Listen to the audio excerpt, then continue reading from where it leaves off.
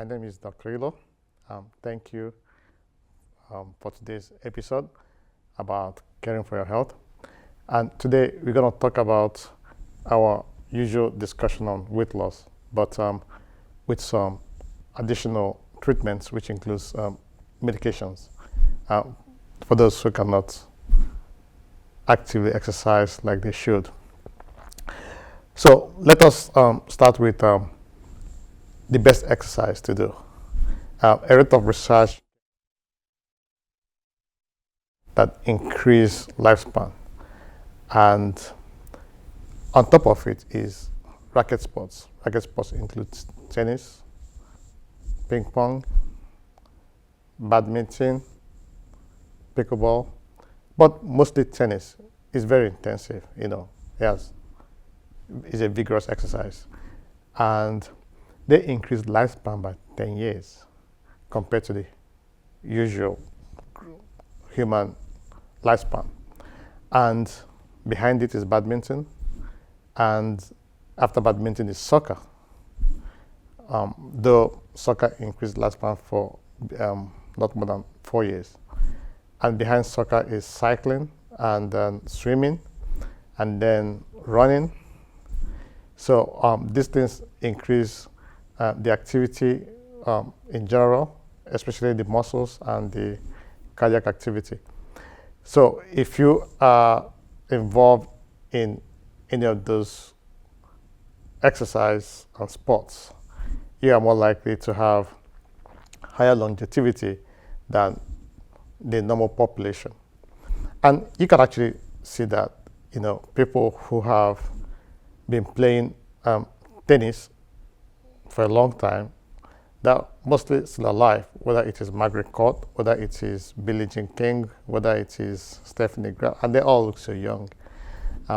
So the idea of tennis increases your brain activity because you need to focus, and there's a lot of eye coordination, which actually stimulates the brain. And with brain stimulation, brain also control the muscles, and the activity from the exercise, you're using almost all your body to play it, all add up to increase longevity. I mean, it comes out with some injuries, especially musculoskeletal injuries like arthritis involving your joints, tendon injuries, whether it is tendinitis, tendon tear, and ligament injuries. These are things that could happen when you play sports. But then there's another part. If you're playing tennis like 3 times a week, that gives you some time to rest. And you can add something else like swimming to complement your tennis game.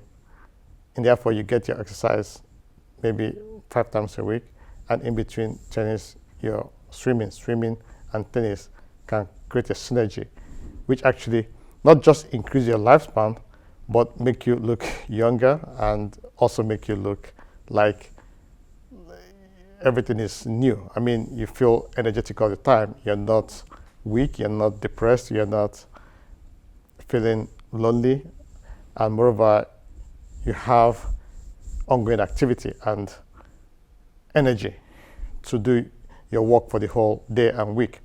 And it is also noted that those people who play racket sports like tennis actually do very well in their work. So the energy and the focus and the activity they create actually play a very big role in making them work harder than the general population.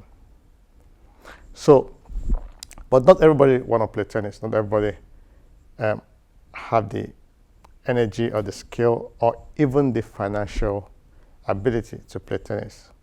So there are other exercises you can do. Tennis is expensive. You have to buy the balls. Balls cost about $5 a can, and it can only last for so long. The racket itself is expensive. It could cost from $20 up to $500. and to find a place you're gonna play it is also expensive. But there are also parks that people go to, and is available in most communities, especially in the United States. Not as available like in other countries. I mean, in Nigeria, for instance, you might see a tennis court, maybe 5 in a state. Either it is in the sports club, which is usually 1 in the whole state, or maybe in some high schools, if it's a big high school. But most high schools don't have tennis court, and even if they do, is not well maintained. The nets are not easily maintained. They break down and nobody's fixing them. So what do you do if you don't have those abilities to and finances to maintain those level of exercise with tennis? You can play other things like badminton. Badminton is not very difficult either. You just have to bring 2 poles and hang it up, and you can hit across it. So it's not as expensive as tennis, but it's also expensive because the instruments, including the racket and the balls that you use for the badminton, they break down. You have to buy a new one and things like that. But there's also availability for you to do other things like running. Now, running does not extend life like most of those exercises, because running involves mostly your lower extremities. Your upper part of the body is not as represented as your lower extremities, and some of the pressure from the running can actually hit your vertebral spine and affect a lot of activities. But still, people who run tend to live more than 3 years above the average normal community. Now, let's talk about what we do in the clinic. I mean, I work in a clinic where we treat people who have obesity. And then we have used things like testosterone replacement. We usually give about 200 milligram every week. And usually for men in particular, as they get older, their testosterone level go down, especially when they hit towards their 40s. Not everybody is different. I mean, some people, the rate of decline is so small that it's almost nothing, and they are 65 years old. But some people really go down when they're 40s. I mean, they go down so low, it becomes lower than the normal range of what they were when they were in their 20s. And then you have to replace them because those people start to feel weaker, their metabolism is decreased, their muscle mass is decreased, and they are losing a lot when it comes to energy and functioning. So we do a replacement for that. And when you replace it, what do we do when we replace them? Some people will say, oh, if you're replacing it, won't it affect what they call the red blood cells and cause what they call DVTs and, things like that. But what is important is that when you're getting those shots, they check your blood level, making sure that you don't exceed certain amounts of level that will result in you having those complications people are talking about. And we usually check it very often. And if it's high, we allow you to donate blood to decrease the level, or we do what they call therapeutic phlebotomy. They will prefer you to donate because when you donate blood, you're also helping the community. Because think about it, blood is actually scarce. So when you're getting testosterone, you're also helping the community when you donate blood. So it's a win-win for the community, it's a win for you, it's a win for the community. So what happens when you develop prostate issue from getting testosterone, because we all know that men have what they call prostate. It's like it could be as small as a walnut, but when you hit your 50 or 40 or 50, start to get bigger and get bigger. Sometimes you have the call BPH, which is benign prostate hypertrophy. And if you develop benign prostate hypertrophy, it can make you not to urinate like you will normally have done. You have what they call urinary frequency. You want to use urine all the time. You're having retention. You're having dribbling.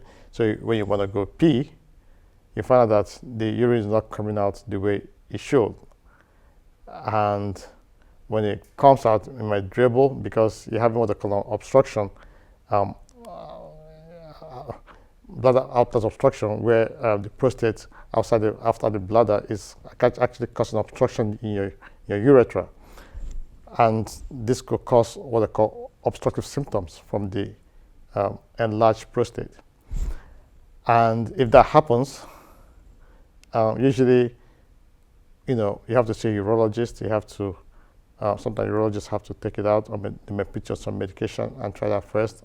It depends on how serious it is. Now the question is, what is testosterone and prostate cancer? How are they related? Now, yes, a woman cannot have prostate cancer because a woman doesn't have prostate. Does more testosterone give you prostate cancer? That is also questionable. A lot of studies showed it doesn't. But then when you're getting testosterone shots, which we usually give every week, we check your prostate very, very frequently. And we do what they call PSA. So the PSA, if it's high, we send to a urologist and they do further workup, which might include a biopsy of prostate, make sure there's no prostate cancer, which is also very helpful because people who are in our clinic who get testosterone shots, 100% of them have to undergo prostate tests all the time. And this is quite high compared to the community. In the community, only 26% actually get check their prostate. So you're more likely not to have prostate cancer from when you're getting testosterone shots compared to normal people because you're more likely to be checked and it's going to be ruled out. So you will get that checked up almost every 6 months, making sure that if it's high, we do biopsy, we do MRI. This is done by a specialist called urologist. We don't do that aspect. So in the end, it is a good thing to be able to have that opportunity to get this test done, which normally you wouldn't have done anyway. So even though if there's a prostate cancer, you're more likely to detect it when you're getting testosterone shot because you're more likely to be checked compared to a normal population. It doesn't really mean that getting those shots causes prostate cancer. Okay, what other things do we do? Now we have some medication we give, like phentermine. Phentermine is a medication we usually give. We usually give about 7.5 milligram, and we give it like every day. What does it do? It stimulates your body to be more active. So it actually increases your body metabolism. And in the same process, it suppresses your appetite. So you don't eat as much as you would have done. And I have put a lot of people on phentermine with a lot of success. They're eating less, they're burning more fat because their metabolism has increased. So it stimulates what they call sympathetic nerves. So by doing that, your epinephrine and norepinephrine, which are what they call the chemicals that increase your metabolism, increase your heart rate, and responsible for responsible for high heart rates and things like that, and increase metabolic activity in your body, will all go up. So what are the problems you might have from it? The problem you might have from it is it might increase your blood pressure. Yes, I've put some people there and their blood pressure got worse, and sometimes we just control the blood pressure and stop it, Um, but most of the time, people who are taking it don't have any blood pressure increase, and they notice gradually that they are losing weight, um, and they notice that their appetite has decreased. They notice that they have more energy. They notice that they are that they are likely to participate in activities which they have gradually stopped participating in. So it's a very good energetic medication to help increase your metabolism and help you burn fat. Do we do any other thing? Yeah. One of the common things we prescribe in the office is what they call anastrozole. Now, somebody will say, what's anastrozole? Anastrozole is basically a medication that we give that will stop testosterone from becoming estrogen, therefore making your testosterone level higher in your body. And by making it higher in your body and helping in decreasing metabolism of testosterone, you are more likely to increase your activity, build body mass, do things, be more likely to move around, do things that you like doing, and whether it's more likely to exercise, more likely not to be slowed down by things that have been slowing you down, whether it is making you feel that you're weak and depressed. So you're more likely to be involved in activities compared to somebody who has been on nothing. So these three medications are very, very common medications we use in the clinic to help people with weight loss. We also use what they call, which everyone talks about right now, Ozempic and Mounjaro. Ozempic is semaglutide, and it's been FDA approved it for weight loss treatment, and some insurance company cover it. Some they might say, for them to give it to you, must be diabetic, because it also helps in managing diabetes. Is a GLP-1 medication. So it has shown to be working. Is an injection, and people who are getting it are doing very well on it. Sometimes when you're doing it, you have to do, in addition to getting the injection, do other things, whether it is, try to walk more, try to exercise, try to manage your diet the way it should be managed, because in the end, what is obesity? Obesity is storing calories as fat. So you eat a lot, and your body basically takes the one it needs, and if you're not burning it off, they will store it. They will store it for future use. So you keep eating, and your body just keeps storing it. And how does it store it? It stores it as fat. I mean, we all see that. Even farmers know that. So when you feed your pig or your lamb or your cattle a lot of calorie food, they get very big, and they are very obese and full of fat. So that's basically what happens in us human beings. When we eat a lot, all the calories are broken down, and because we need those calories for our activities, we need them for our heart to work. We need them for our brain to be able to, think, because everything in our body, whatever we do, the cells need energy, and that energy comes in calories. They're calculating calories. So basically, those calories, we calculate how much do you need for your body to function. So how much do you need for your muscles to, if I'm doing this, I'm actually using some energy to be able to do this. If I don't have energy in my body, I will not be able to do this.